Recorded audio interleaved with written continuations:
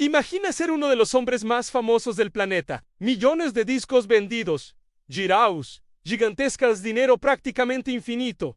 Y aún así sentirse completamente perdido. En los años 70, Elton John vivía exactamente esa paradoja. Mientras el mundo veía brillo, glamour y éxito, por dentro, él enfrentaba drogas, relaciones fracasadas, demandas judiciales y un vacío que parecía imposible de llenar. Pero fue justamente en medio del caos cuando surgió algo improbable. Antes de empezar el video, ya suscríbete al canal, porque aquí no es solo fútbol, es historia, polémica, nostalgia y cultura pop al mismo tiempo. Un pequeño club de la cuarta división inglesa. Y lo más impresionante, años después, Elton John diría que el Watford le salvó la vida. Antes de convertirse en la estrella mundial conocida como Rocketman, Elton era apenas un chico apasionado por el fútbol. Creció en los alrededores del estadio Vicarage Road, iba a los partidos del Watford con su padre y su tío. Se sentaba en la tribuna como cualquier hincha común. En aquella época, nadie imaginaba que ese niño tímido algún día se convertiría en dueño del club, y mucho menos que transformaría al Watford en una de las historias más improbables del fútbol inglés. Porque en 1976, Elton John tomó una decisión que mucha gente consideró una locura. ¿Compró el Watford? ¿El problema? El club estaba hundido en la cuarta división. Era pequeño, sin dinero, sin tradición nacional, y muchos pensaban que aquello era apenas el juguete millonario de un cantante famoso. Incluso sus amigos se burlaban. Rod Stewart ironizó: ¿qué demonios sabes tú de fútbol? Si entendieras algo, no apoyarías a ese equipo.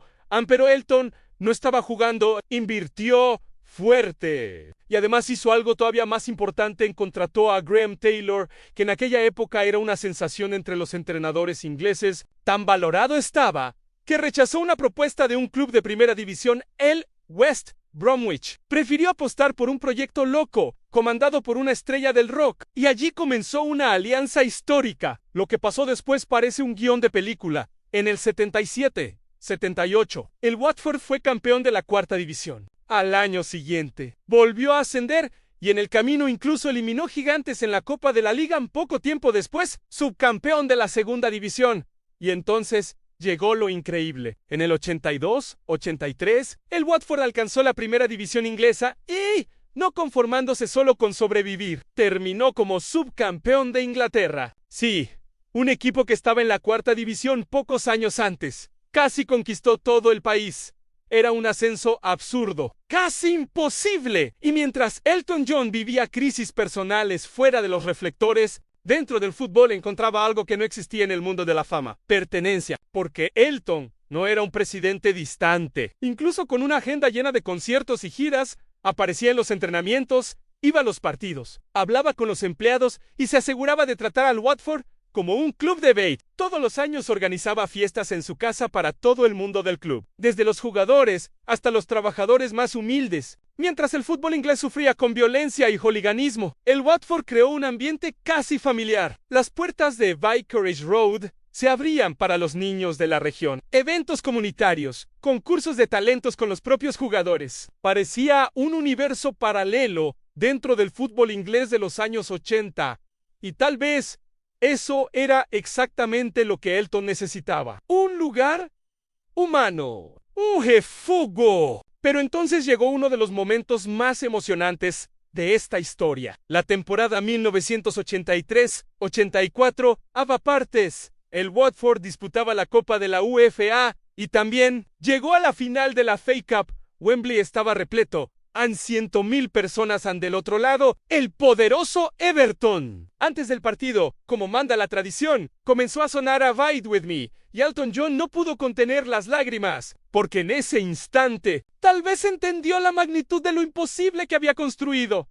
Un chico que iba a ese estadio con su padre, ahora veía a su pequeño club disputar una final nacional delante de todo el país. Aunque la derrota fue 2-0, aquel momento se volvió eterno. En 1987 Elton dejó el mando del club. Vendió el Watford a Jack Petchey, director del West Ham, pero la conexión nunca terminó. 10 años después, volvió, recompró el club y nuevamente ayudó al Watford a regresar hasta la Premier League en la temporada 99-2000. Solo que esta vez, la historia era todavía más profunda, porque Elton ya entendía algo que antes quizás no percibía. El Watford nunca fue solamente un proyecto deportivo. Era terapia, era escape. Era salvación. En su propia autobiografía, Elton John admite que el fútbol lo ayudó a sobrevivir a los periodos más oscuros de su vida. Mientras enfrentaba adicciones, conflictos y destrucción personal, el Watford le daba propósito, le daba pasión, le daba sentido. Y tal vez eso es justamente lo que hace esta historia tan poderosa, porque no habla solamente de un cantante rico comprando un club. Habla de alguien intentando encontrar un lugar donde pudiera sentirse verdaderamente vivo, y lo encontró en un estadio sencillo, en un club pequeño, en medio de la tribuna, al lado de hinchas comunes.